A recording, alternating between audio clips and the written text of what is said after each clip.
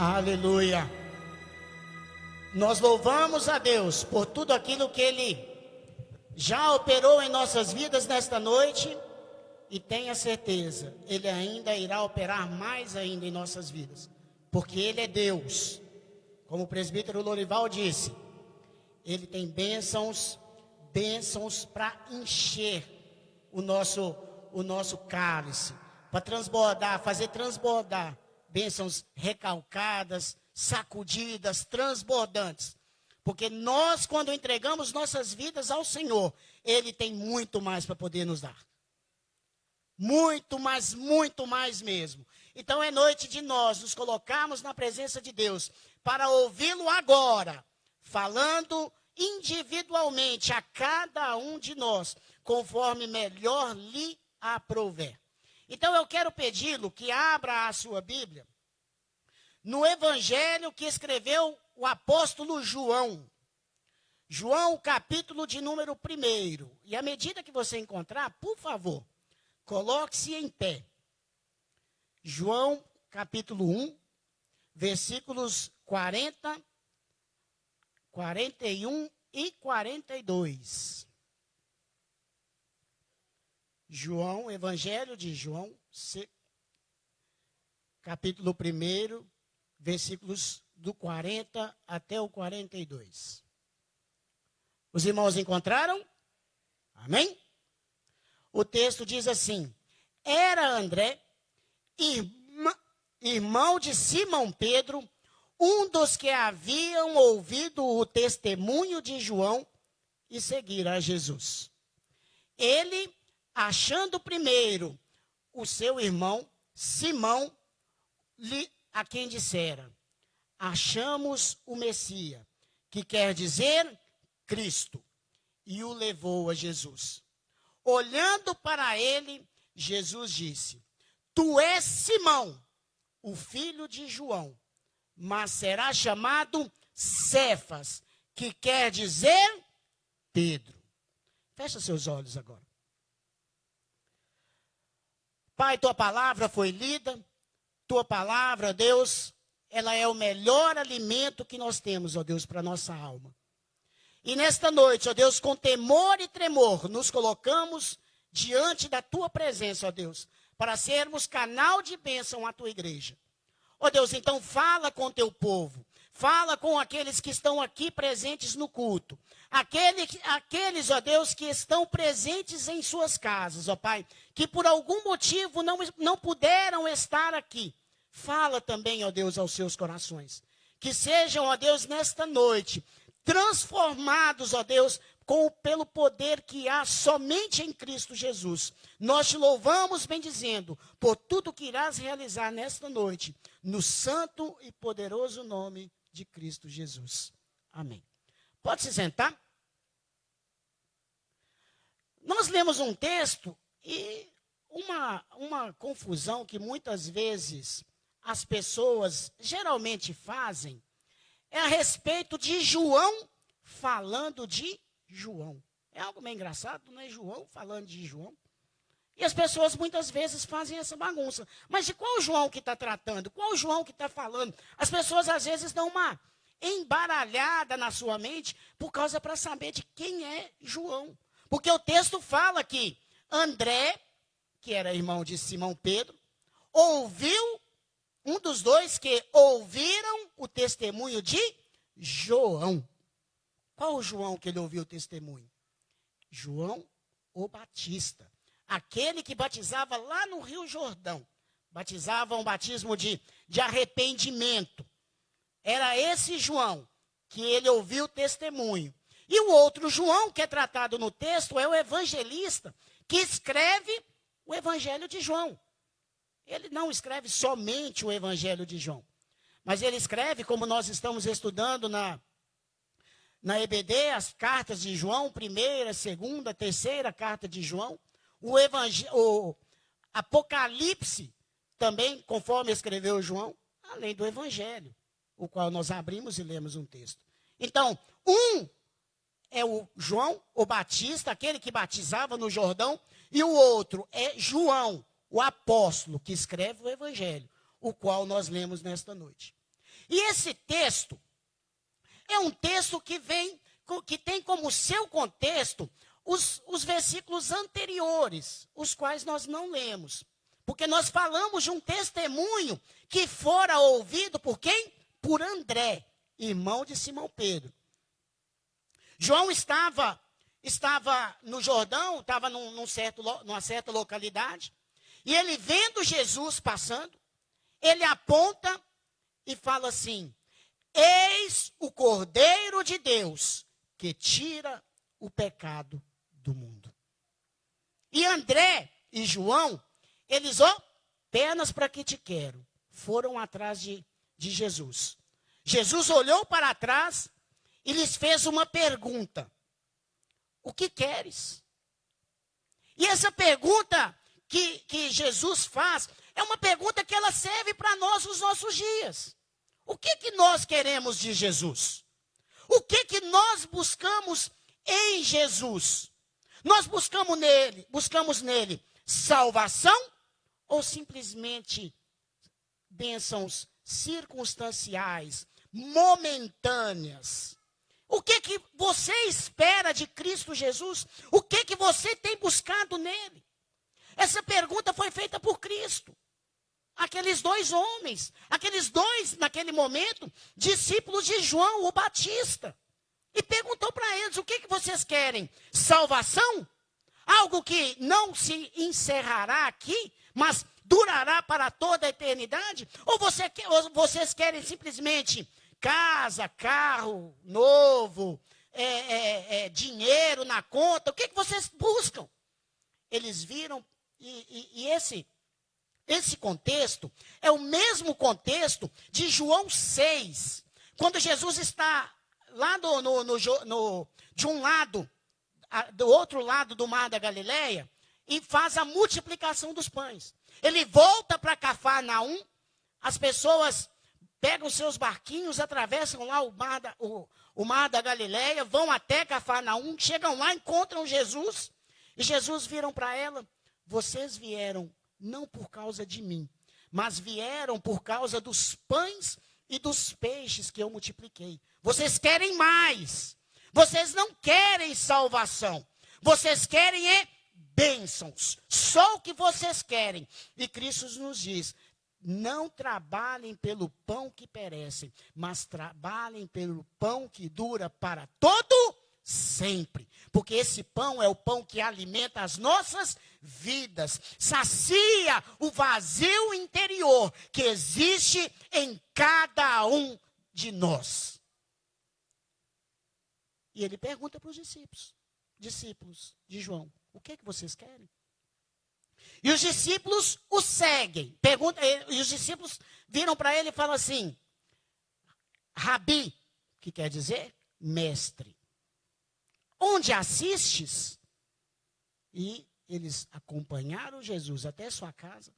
Já era por volta da hora 10ª, 4 horas da tarde. E passaram o resto daquele dia ouvindo acerca das bênçãos que é de estar com Jesus. É algo que nós precisamos ter certeza em nossas vidas. O que nós queremos de Deus? O que preenche, o que vem ser de encontro às nossas vidas como filhos de Deus? Buscamos bênçãos momentâneas, circunstanciais, ou buscamos aquilo que é real e eterno? Nós precisamos ter consciência do que queremos de Deus. Viemos à igreja simplesmente para buscar aquilo que vai ser consumido com o passar do tempo? Viemos à igreja atrás de cura, de casa, carro novo, emprego, só isso que nós buscamos? Nós precisamos ter no nosso coração que nós precisamos ter momentos especiais com Deus, porque o que Deus nos oferece é um relacionamento real com Ele. É um relacionamento constante, que não tem início e não teve um início e não terá mais fim. Porque Deus quer que nós vivamos eternamente junto dEle, o louvando, o bendizendo, o adorando. Sabe por quê? Porque Ele é Deus. Ele pagou na cruz o meu, o seu, o nosso pecado. Nos fez filho, para que nós fôssemos em Cristo co-herdeiros e habitássemos na eternidade para viver para sempre, louvando, bendizendo e adorando o nome do santo e soberano Senhor. Deus requer de nós relacionamento. Isso que Deus quer de cada um de nós. É isso que, para isso que Ele nos chama. Mas tem uma questão. Lembra de Gênesis, capítulo 22, versículos 7 e 8, quando Abrão está indo oferecer Isaque em holocausto lá no monte. Os dois estão a caminho, fogo na mão, cutelo, tudo para poder sacrificar. Aí quando chega lá no versículo 7, Isaque questiona o seu pai. Pai, onde temos o fogo, temos o cutelo, temos tudo, temos a lenha. Agora eu te pergunto, pai, cadê o cordeiro? Cadê o cordeiro, o qual será sacrificado a Deus? No versículo 8, Abraão responde: o Senhor proverá para si o cordeiro. Sabe quem responde essa pergunta para Isaque? João. Mais de 1.500 anos depois, João responde para Isaque: eis o Cordeiro de Deus, que tira o pecado do mundo. Eis aquele o qual nós tanto esperamos. Ele está aí. E é por isso que nós precisamos reconhecer a nossa humanidade. Saber quem somos, pois somos pecadores, carentes de alguém para poder retirar aquilo que está nos consumindo, porque o pecado é um câncer que nos consome, é um câncer que nos destrói, mas Cristo é o remédio eterno que pode tirar esse pecado de nossas vidas. Ele levou sobre si nossas dores e as nossas enfermidades, e se temos consciência de quem somos, nós iremos procurar a Cristo. Precisamos ter consciência disso. E João, quando ele aponta para Cristo, eis o Cordeiro que tira, ele está respondendo uma pergunta que fora feita há mais de 1.500 anos antes, por Isaque. Iam eles para um monte. Isaque pergunta. E João o responde, porque Abraão não tinha consciência do que viria pela frente. Abraão achava que ia sacrificar seu filho e ele ressuscitaria. Deus o ressuscitaria. Mas Deus tinha um cordeiro para si. E ele foi provido mais de 1.500 anos antes. E João o mostra. Eis o Cordeiro de Deus, que tira o pecado do mundo. Nesta noite, nós vamos estudar um pouco, ver um pouco sobre a essência do Evangelho. E a essência é essa, que é Cristo. Então nós vamos falar um pouco sobre Cristo, a essência do Evangelho. Nós lemos o texto agora entrando nele em si, João 1, de 40 a 42, nós vemos duas pessoas nesse texto. André e seu irmão Pedro. André já ouviram o testemunho, saiu, e o versículo 40, vira e fala, André vira, chega para Pedro e fala assim: achamos o Messias. Achamos aquele a quem procurávamos. Achamos aquele a quem nós sempre procuramos, que vai nos aliviar das nossas cargas, do pecado que nos consome. Nós achamos aquele a qual nós esperamos há muitos anos. E Deus o enviou, o Messias, o Cristo, ele está aí. E ele leva Pedro até Jesus. Jesus vira para Pedro, para Simão, e fala assim: tu és Simão, o filho de João, mas será chamado Cefas, que quer dizer Pedro. Nós vemos duas pessoas, André que ouviu, e a primeira pessoa que ele chega é seu irmão Pedro. Ele já chega para a família anunciando. E ele chega mostrando, e chega para seu irmão Pedro. E fala para Pedro. São duas pessoas distintas, embora irmãos, são duas pessoas distintas. Porque todas as vezes que nós encontramos André não está lidando com muitas pessoas. André não está lidando com grandes grupos, com multidões. Mas André está lidando individualmente. Com um, chegou para seu irmão. Nós vemos ele também lá em João 6, nós já citamos o texto, na multiplicação dos pães. Foi André que chegou para Jesus e apresentou aquele jovem com 5 pães e 2 peixes. E o apresenta a Jesus. Então, todas as vezes que nós encontramos André, diferente de Pedro, porque Pedro prega, multidões se convertem, como acontece em Atos 2. Atos 2, Pedro prega e mais de 3 mil pessoas se convertem. Mas André no individual. Muitas vezes nós vamos pregar não para multidões, não para muitas pessoas, mas nós vamos lidar individualmente. Isso serve para cada um de nós. E olhe para você.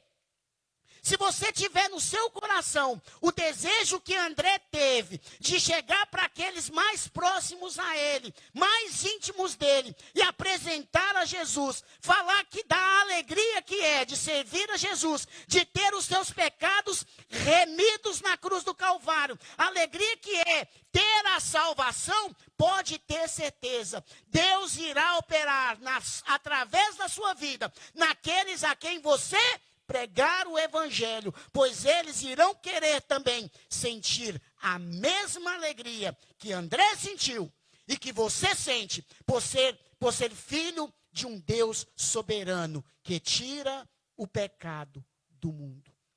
A nossa função é sermos como André, pregar o evangelho individualmente para o nosso pai, para a nossa mãe, para o nosso filho, para a nossa esposa, para o nosso marido. Cada um pregue para aquilo que é próximo, trabalho, qualquer lugar. Mas o importante é levar o evangelho, mostrar a alegria que André mostrou ao seu irmão. Achamos aquele que tira o pecado do mundo. Vou te falar, o meu ele já pecou, ele já me redimiu, porque ele perdoou os meus pecados e hoje eu tenho salvação, porque Deus é comigo. E essa deve ser a mensagem que um crente salvo, justificado pela graça, mediante a fé em Cristo, precisa pregar àqueles que são próximos dele. Cristo é o Cordeiro de Deus que tira o pecado do mundo. E nós encontramos Pedro, pregador de multidões, prega para muitos. Só que nós encontramos algo que é muito visto na vida de Pedro. Porque qual que era o nome de Pedro? Simeão. Simão. É o mesmo Simeão dos filhos de Jacó. Sabe o que Simeão significa? Simeão está no presente. Simão está no presente. Significa ouvir. Ouvir. Simão significa ouvir. E Deus, Cristo, entra na vida de Simão, vira para ele e fala assim: cara, você é Simão, você é filho de João, mas a partir de hoje, você será chamado Cefas, que quer dizer Pedro. Sabe uma real que acontece em nossas vidas? É que quando Cristo entra em nós, alguma mudança acontece. Algo precisa acontecer. E se não o acontece, algo está errado. E a culpa não é de Deus. As pessoas hoje vêm à igreja, querem vir à igreja, vir para a igreja, querem muitas vezes se tornarem membros, mas não querem mudanças, não querem transformação, querem simplesmente vir à igreja, ouvir. Virou as costas, vai embora, esquece tudo o que foi dito. Simplesmente ouvem. Ouvem e nada. Nada vezes nada. É assim que muitas vezes as pessoas são hoje.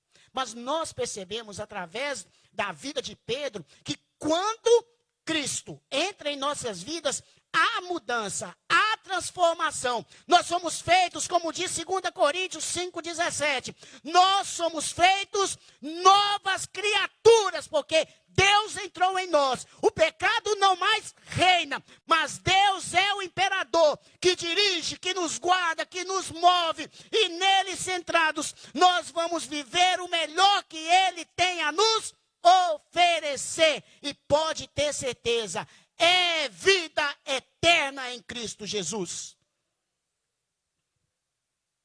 Quando Cristo entra, nós temos mudanças em nós. Vários personagens nós vemos essas mudanças. Primeiro deles que nós vamos fazer referência, Abrão.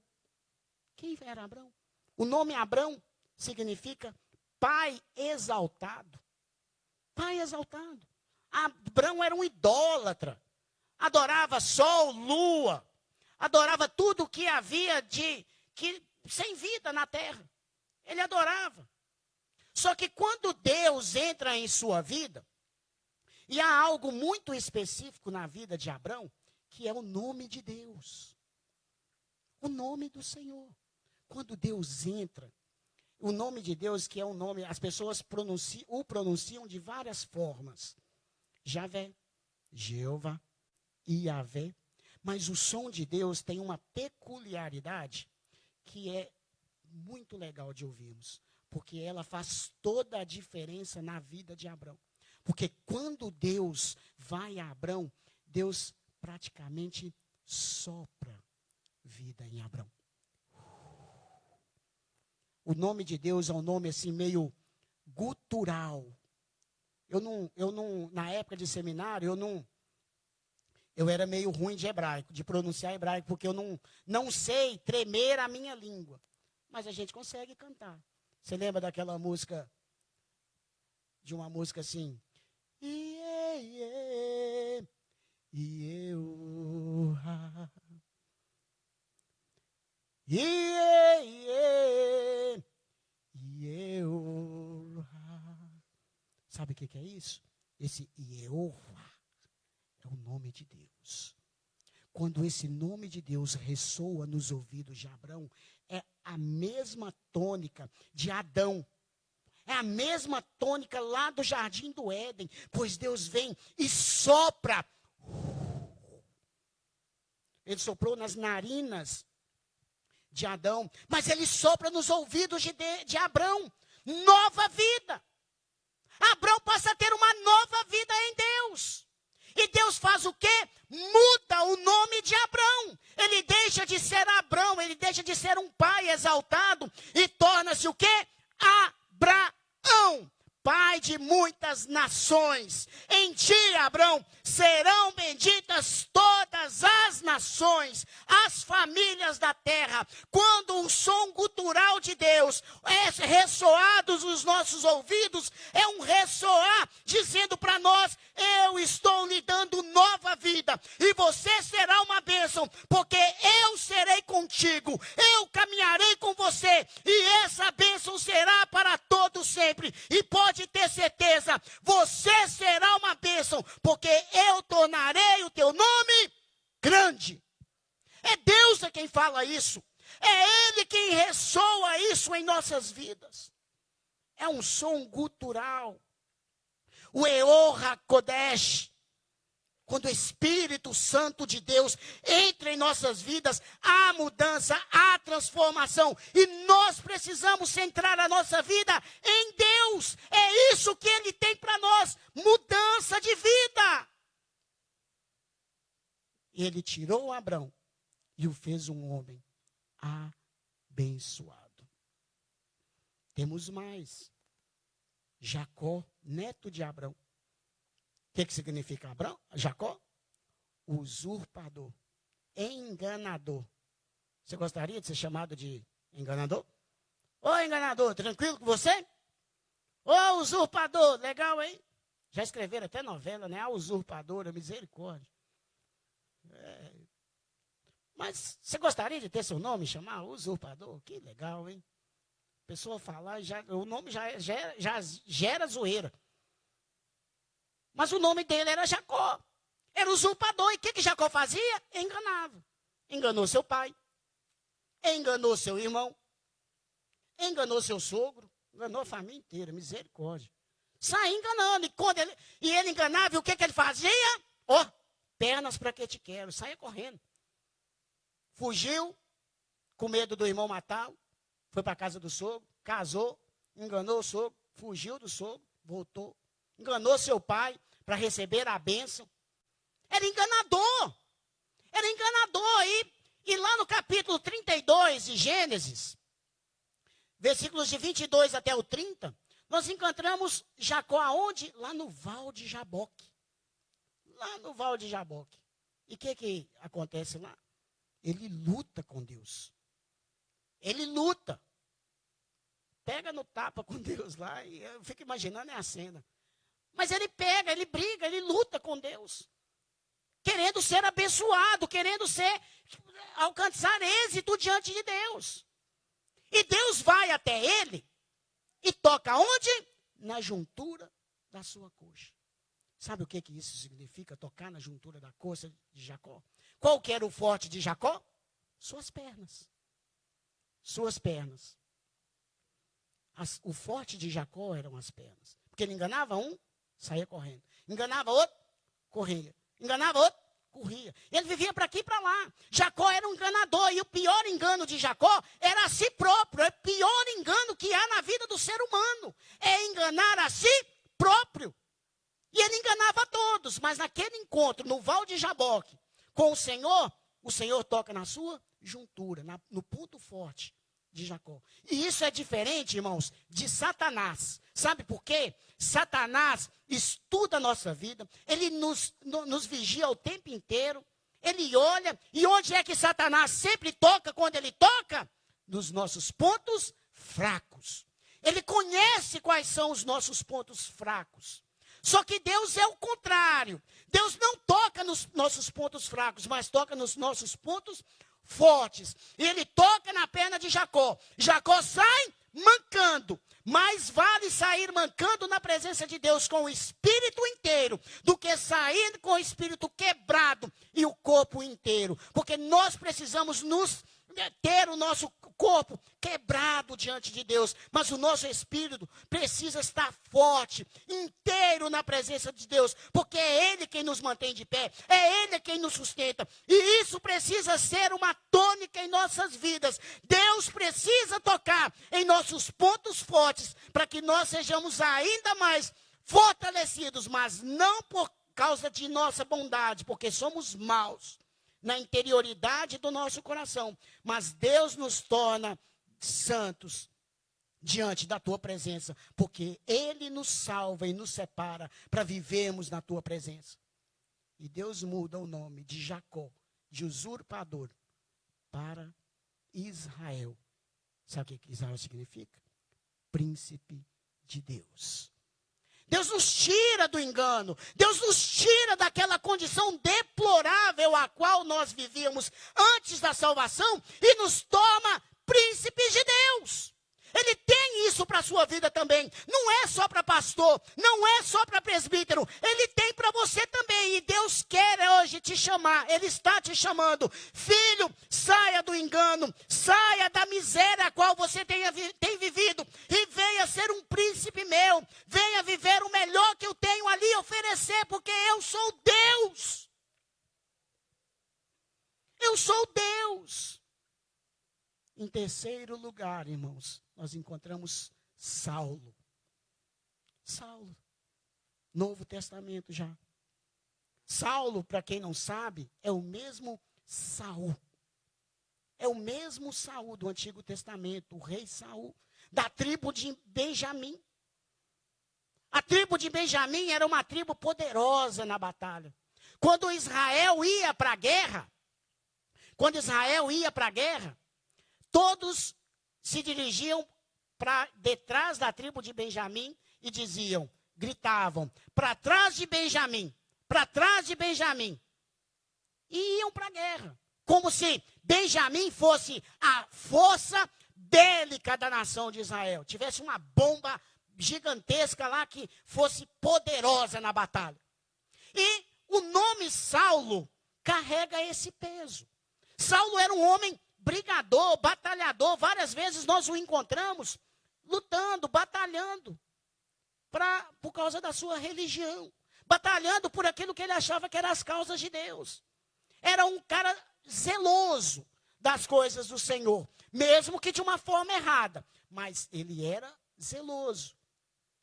No capítulo 9, versículos 1 e 2, nós o encontramos pegando cartas para ir até a sinagoga de Damasco para poder prender todos os cristãos que ali encontrasse. E no meio do caminho, quem que ele encontra? Cristo. Ou melhor, Cristo que encontrou ele, né? Cristo achou ele no meio do caminho, literalmente, derrubou ele do cavalo. Caiu do cavalo, cara. Saulo, Saulo, por que tu me persegues? Quem és tu? Eu sou Cristo. Paulo nunca, após a salvação, Paulo nunca pensou em ser mais Saul. Porque Saul era um nome que significava grande. Era um nome que significava um cara trabalhador, batalhador, lutador. E Paulo antes era assim. Só que quando ele se converte, graças ao nosso Deus, pela graça e a misericórdia de Deus, ele muda o nome de Paulo. Ele deixa de ser Saulo e vira Paulo. Sabe o que significa? Paulo, pequeno. O cara que era grande, deixou de ser grande. Deixou de viver segundo o significado do seu nome. E passou a ser humilhado. Viver conforme era o seu nome. Porque a tônica do evangelho é mudança de vida. É mudança de vida para a minha vida, para a sua vida, para as nossas vidas. E Paulo passou a viver conforme requeriria o seu nome. Pequeno, porque passou a depender única e exclusivamente da graça de Deus. É a graça de Deus que pode todas as coisas. Muitas vezes achamos que somos bons, que podemos tudo. Mas Paulo não, ele tinha consciência de quem ele era. Após a conversão, ele sabia que ele não era um nada diante de Deus, mas era Deus quem era com ele, fazia com que o nome de Deus fosse exaltado por meio da vida de Paulo. Paulo, em 1 Coríntios 15, ele fala que ele fez muito mais do que todos os outros. Versículo 10. Mas depois ele vira e termina concluindo dizendo, não eu, mas a graça de Deus que age em minha vida. É a graça que pode tudo por nós. Não somos nós bons, não somos nós poderosos, mas Deus é tudo em nossas vidas. E a graça dele é quem nos transforma diariamente. E se somos algo hoje, pode ter certeza, a graça dele amanhã nos fará pessoas diferentes do que somos hoje. E isso nós vamos degrau por degrau, todos os dias, graças ao nosso Deus, crescendo diante da presença de Deus. É Ele quem nos transforma, é Ele quem nos guia, é Ele quem nos direciona. E Deus tem poder para abençoar a sua vida. Basta você se humilhar, basta você dobrar a sua serviço diante de Deus. Tenha certeza, a graça dele virá sobre a sua vida e você será poderosamente abençoado por esse Deus grande e poderoso. É Deus a quem faz. Viva o que Deus tem para você. Se torne pequeno na presença dele. Partindo para o final, Apocalipse 3:12 diz que no novo céu, que João viu, nos viu como colunas, e em cada coluna foi colocado em nós o nome Emanuel. O nome de Deus foi colocado, e os teólogos dizem que é Emanuel. Apocalipse 2:17 diz que uma pedrinha branca nos foi dada, e nessa pedrinha branca vem escrito o nosso novo nome. O nosso novo nome, o qual que só nós saberemos, pode ter a ver com a nossa vida, aquilo que nós fazemos agora. Olha para a minha vida. Deus vira para mim e fala assim, meu filho, conte-me a tua história. Eu sou Reinaldo. Cresci num bairro pobre. De um lado, prostituição. Do outro, tráfico de drogas. Do outro, prostituição. Do outro, adultério. A gente cresce cercado. E a minha vida também eu era assim. Cercado por todos os lados. Eu tinha tudo diante dele, diante dos anjos. E nós vamos declarar o que aconteceu em nossas vidas. Mas não graças a nós. Graças à bondade santa de Deus. É Deus quem faz. E sabe, uma ideia que eu tenho de qual será o nosso novo nome? Mais do que vencedor em Cristo Jesus. Mais do que vencedor. Essa é uma ideia que eu tenho do nosso novo nome. Porque graças ao Senhor é que nós somos vencedores. Não é graças a nós, mas é a Deus. É Ele quem nos salva, é Ele quem nos redime. E se nós aqui estamos, é porque Ele tem graça abundante para poder nos abençoar. E o segundo nome, e a segunda ideia que eu tenho desse novo nome, que estará escrito nessa pedrinha, tem a ver com o nome gutural de Deus. Deus soprará nos nossos ouvidos. A vida é soprada. E se hoje você está aqui, é porque a voz de Deus ressoa nos seus ouvidos. É a voz de Deus falando com você, filho. Venha. Não seja como Pedro. Não seja como Simão. Perdão. Não seja como Simeão, que só ouve. Como Jó, antes eu ouvia falar. Jó 42:5. Mas agora os meus olhos te veem. Deus te chama nesta noite para sair somente do ouvir e vir para a presença de Deus, porque Ele quer firmar os teus passos. Ele quer trazer firmeza à sua vida. Ele quer transformar o seu coração e dá-lo nova vida em Cristo Jesus. É Deus quem faz, não é o pastor. Não somos nós. E Deus nesta noite te chama. Filho, deixe de ouvir. Saia dessa mesmice a qual você tem andado. Saia desse jeito qual você tem vivido. Venha para a minha presença. Eu vou entrar e vou dar uma arrumada na sua vida. E você vai ser mais do que vitorioso em Cristo Jesus. Como é que você tem estado na presença de Deus? Eu quero convidá-lo a curvar a sua cabeça. Deus, Ele é poderoso para poder operar em nossas vidas. Deus, Ele é santo para poder também nos santificar e nos tornar vitoriosos em Cristo Jesus. Feche seus olhos, põe a mão sobre o seu coração. Deus, Tua palavra, Pai, foi ministrada, Deus. Pedimos que o Senhor, nesta noite, ó Deus, venha ressoar, ó Deus, o nome do Senhor, ó Deus, na vida de cada um aqui, ó Deus. Que a Tua presença, o som do Teu nome, ó Deus, seja ressoado na vida daqueles que porventura ainda não receberam o Senhor como único e suficiente Salvador. Fala, Pai, individualmente a cada vida, Deus. Cremos no Teu poder para nos abençoar, cremos no Teu poder para poder agir em nossas vidas. E nesta noite te pedimos, ó Deus, fala, Deus, individualmente. Que essa palavra venha ressoar, ó Deus. E quando, no final, formos para as nossas casas, possamos pensar naquilo que o Senhor tem para as nossas vidas. Traz transformação.